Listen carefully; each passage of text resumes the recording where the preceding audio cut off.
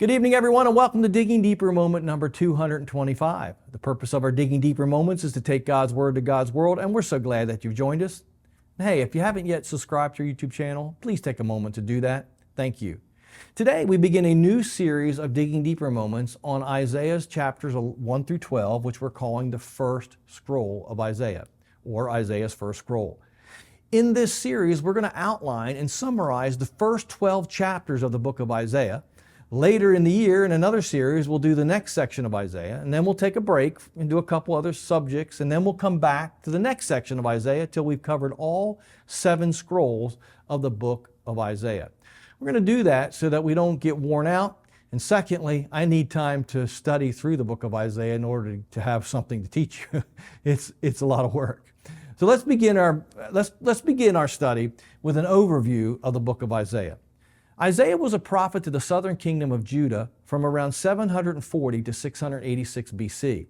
When he began his prophetic ministry, the nation of Israel was divided between a kingdom in the north called Israel and a kingdom in the south called Judah. Isaiah served as a prophet in the court of Judah. And Assyria was the big kid on the block politically. It boasted the biggest and cruelest empire that had existed in the world to date. Isaiah 1:1 says, the vision of Isaiah the son of Amoz, which he saw concerning Judah and Jerusalem, which was its capital, in the days of Uzziah, Jotham, Ahaz, and Hezekiah, kings of Judah. There are 4 kings mentioned here, and they reigned in the southern kingdom of Judah. Uzziah, he reigned from 783 to about 742 BC. Jotham reigned from 742 to 735 BC. Ahaz reigned from 735 to 715 BC. And Hezekiah reigned from 715 and 686 BC. And knowing those dates will help you understand things as they unfold in the book. Now, the book of Isaiah has 66 chapters. These chapters are not arranged chronologically. Hear me, they are not laid out in sequential order. You can't read Isaiah like a novel from the beginning to the middle to the end. Isaiah is laid out in true Hebraic fashion, which is recursively. That is, it's progressively repetitive. Recursive means a writer makes a statement, brings that subject to a close, then repeats it, adding more detail. This is what Isaiah does to his book and throughout his book. And this redundancy makes it difficult to follow Isaiah's train of thought. So the way I keep things straight when I'm reading Isaiah is by likening the book of Isaiah to a combination lock. You know, each lock has its own combination. And Isaiah's combination is 2, 7, 1. There are 2 major divisions. Chapters 1 through 39 form a unit, and chapters 40 through 66 also form a unit. Because Isaiah's 66 chapters are divided between 39 in the first section and 27 in the second section, it's been called a miniature Bible because the Bible has 39 books in the Old Testament and 27 in the New Testament. So the first is 2 sections, or 2 major sections, or 2 major units. Then there's 7. There's 7 individual sections in this book, or what we're calling scrolls. So there's 7 scrolls in the book of Isaiah. Chapters 1 through 12 form the first scroll. Chapters 13 through 27, the second.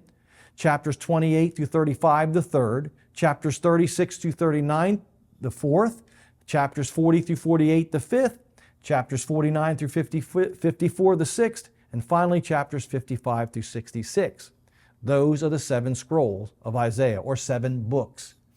Then there's one hinge section, chapters 36 through 39. Chapters 36 and 39 through 39 are unique in that they bind the 2 sections of Isaiah together, kind of like a hinge on a door. And the way these 4 are written is very different from the rest of the way the other parts of the book are written.